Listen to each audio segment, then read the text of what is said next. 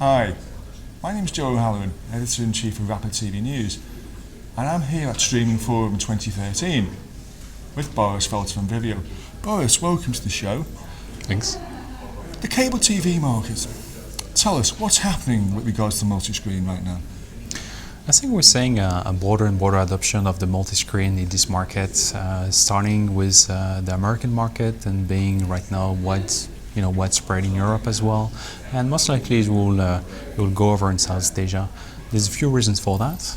I would say in the US market it was first reactions to new OTT operators like Netflix, so the operators were in a rush to deploy service to have a competing offering. And now we're at slightly different stage now where once the service is deployed, they're looking at ways to expand it and monetize the service. So depending on geographies today, we're at different stage of maturity of that market.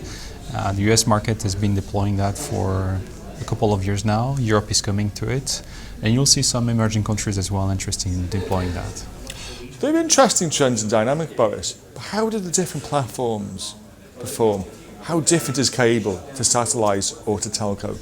Well, the cable market traditionally has been really focused on cable TV, which is the main fare service. But what happened during the last few years is typically in the US market, you see an erosion of the cable TV subscribers, but an adoption on the other side of the broadband subscribers. So there's a shift in this market where the cable companies are transforming themselves into broadband providers. And that means that they have to change the way they distribute content as well.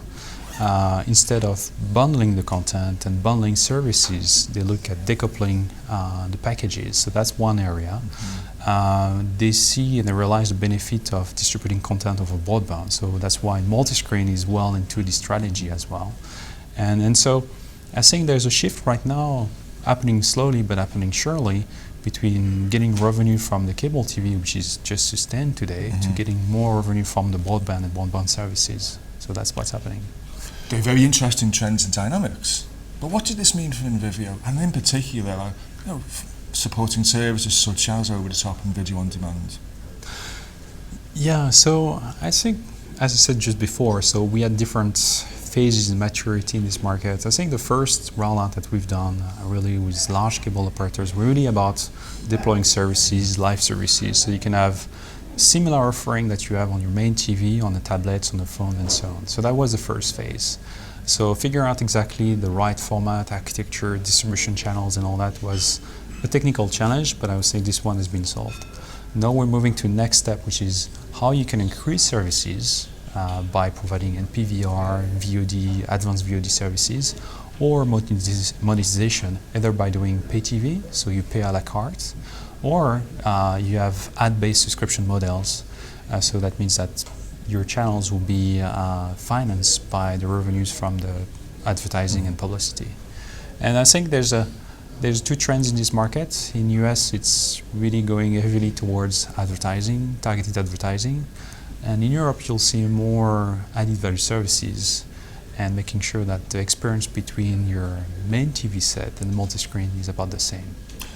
And what's going to be the difference in each individual European country? Will France be different to Germany, to the UK? Yeah, you're right. There's a lot of variations depending on the region. So it really depends on the state of competition in each countries. France, for example, has been, telcos company have been dominant in this market. Also, Numericable is actually very well present as is pushing the idea of getting high broadband connections, so they can get a benefit out of that. I think most of that time you'll see a battle between cable and telco in these markets, and the cable companies have an advantage of providing potentially high broadband services today. And that's what, if they can turn around this disadvantage, that could be to their benefit. The reality is, multi-screen is a complex thing to manage. What do you see as the key challenges and obstacles that you have to overcome? Right, I think there's a few different factors. Overall, there's the industry. There's always a hype for multiscreen. I think the strength for multiscreen is there. There's an adoption, but it's not happening as fast as people would expect. Right? It's not like everybody will turn to his own PC or iPad to watch TV. It will start with the younger age groups, right, and will start creeping into the I would say the oldest generation. So some people have built a business model where the adoption of the services will be really fast. In fact, it's steady, but it's slow as well. So you need to be somewhat patient with that. So it's one of the you don't have to be impatient with that because it's something you need to build for years. There's a complexity as well with the technology. It evolves all the time, right? So there's no well-defined standard for this. There's a lot of proprietary technologies for this. That's how Envivio helps by making sure that we are fairly agnostic about each technologies and providing the best for each network in each case. But regardless of that, it makes duplication, architectures, and all that rather difficult to deploy. 5. How different do you think the market's going to look over the course of the next year?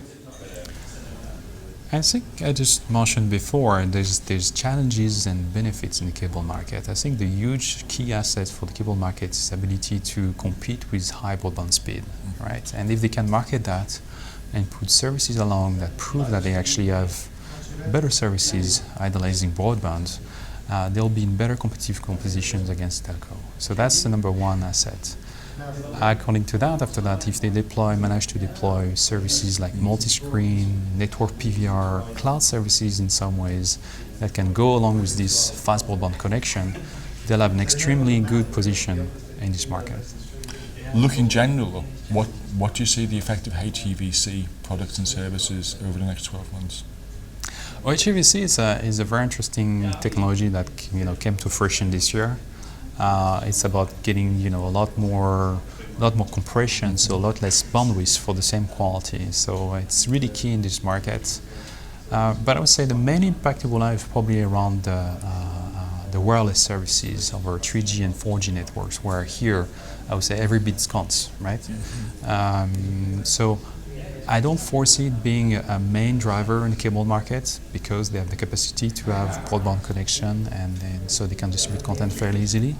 Most likely it will have a play in the wireless space for 3G, 4G networks or in a satellite. So finally, Boris, coming back to Multiscreen and supporting Multiscreen services, a lot can happen in the next 12 months. What do you think you're going to be doing? Will network PVRs and cloud-based services come to the fore?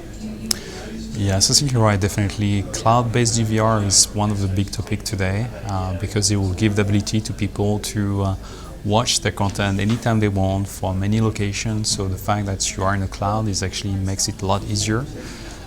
Challenges right now is I think the industry is working on how to best design the cloud. So there's a whole discussions about the cloud itself and how after you can apply it to network PVR in the multi-screen space. And that's an area where Envivio is working right now and investing heavily for the future. We look forward to seeing what you've got. All right, thank you. Thank you.